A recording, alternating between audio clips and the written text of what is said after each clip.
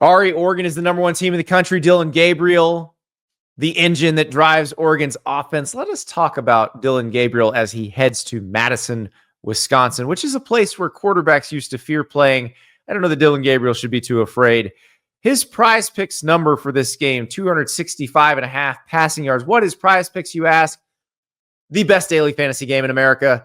Sign up using the code STAPLES, and you play $5, you get $50 instantly. You're picking squares. So it's a quarterback or a running back attached to a passing yard or a rushing statistic, an NBA player attached to a point total or a rebound total. That's how it works. You pick at least 2 squares. The more squares you pick, the higher the potential payout. For Dillon Gabriel, 265.5 passing yards. He's got a goblin square, which those are the ones that are a little bit easier to get, of 1.5 passing TDs, a demon square of 2.5 passing TDs. So you decide if you think he's going to throw more than 3 touchdowns, then you would go with that demon square. If you think it's maybe just going to be 2, you go with the goblin square. Ari, Dillon Gabriel's been incredibly consistent. The only thing I worry about in this game, because he's gone more than this number 4 of the last 5 games. He did not against Maryland. The only thing I worry about is him just not needing to.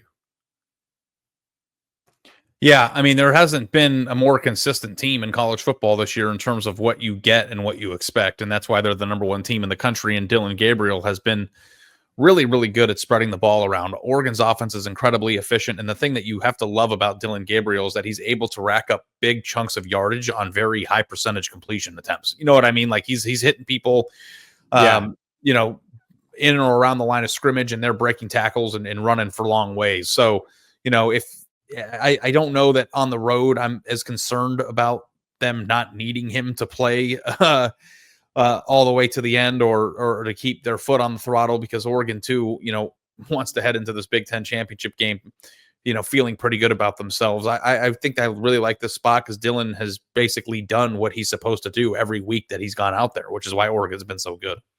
Well, and they spread the ball around so well. I mean, Tez Johnson's their leading receiver with 649 receiving yards, but they've got 4 guys over 390. Tez Johnson, Evan Stewart, Trayshawn Holden, and Terrence Ferguson. That they really are great at that. Their receivers block well on the outside. So like you're talking about, some high percentage completions that turn into big gains. I think that's probably what happens against Wisconsin, which is a team that, you know, like you go back to Wisconsin playing against USC, they just could not handle that level of talent receiver. They couldn't handle it when they played Alabama.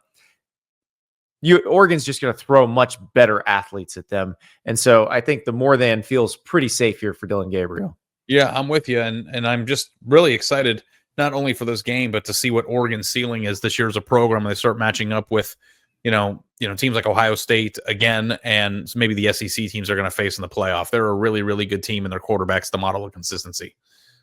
Going to be a lot of fun. Oregon going to Wisconsin in a game that, you know, if we'd said 5 years ago to somebody, hey, this is going to be a conference game, they'd have been like, what happened?